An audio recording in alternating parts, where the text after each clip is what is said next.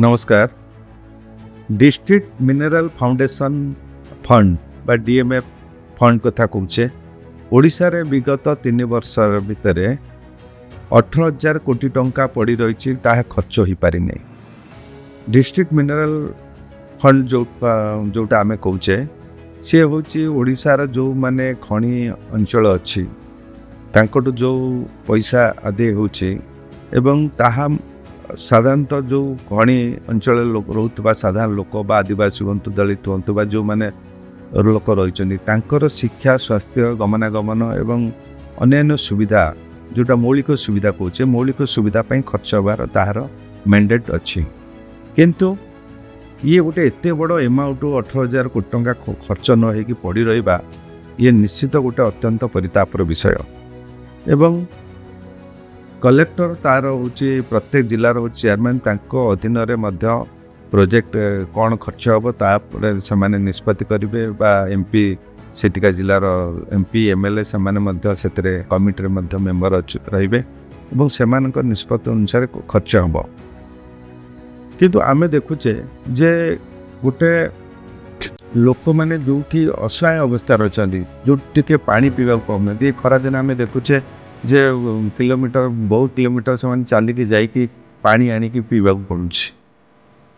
साधारण स्वास्थ्य व्यवस्था ना लोक मैंने विभिन्न अस्वास्थ्यकर परिवेश रोचते एवं जो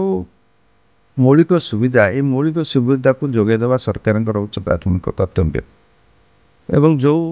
कथा को आम देखुचे जे पैसाटा गोटे खर्च नहीं पड़ा एवं अपरपक्ष लोक मैंने मरुंच सब अस्वास्थ्यकर परिवेश ये हूँ डायरेक्ट गोटे जहाँ कहते आम गोटे भालुएसन ऑफ ह्यूमन्स ये हूँ लोकंर जो बंचार अधिकार अच्छी right to live with dignity संविधान जहाँ कहला गोटे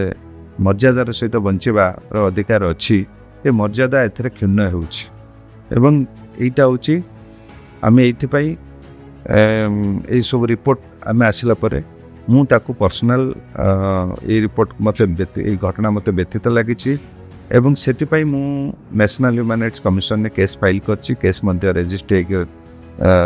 ऑर्डर है जे कहीं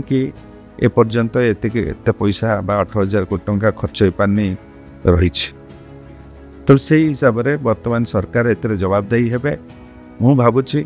जे लोकंकर जो मौलिक सुविधा खर्च हवा कथा से न हवा हूँ गोटे अत्यंत परितापर विषय तेणु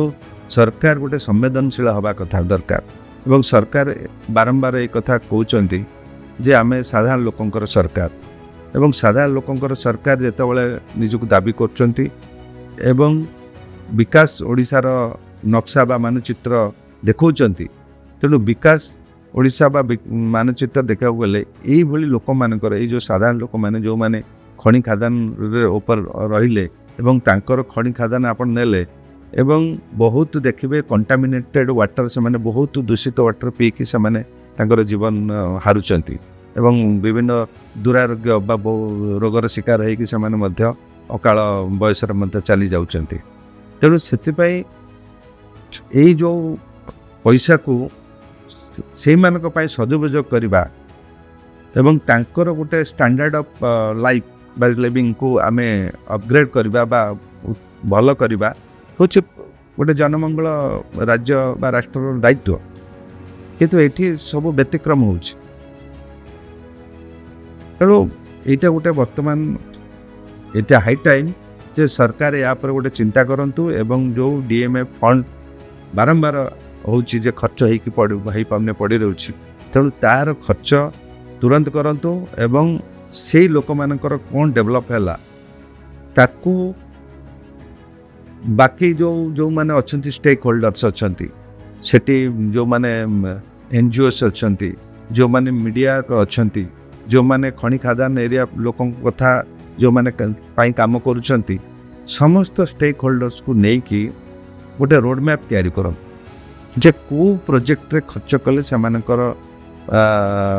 स्टैंडर्ड ऑफ लिविंग अपग्रेड हम बा बढ़िबो से हिसाब से आपण गोटे रोड मैप करंतु ताहले एक विकसित ओडिशा स्वप्न साकार हम नहले ये खाली गोटे फंपा आवाज हम से जातीय मानवाधिकार कमिशन संज्ञान नहीं कि ताकू राज्य सरकार को या नोटिस कर। धन्यवाद।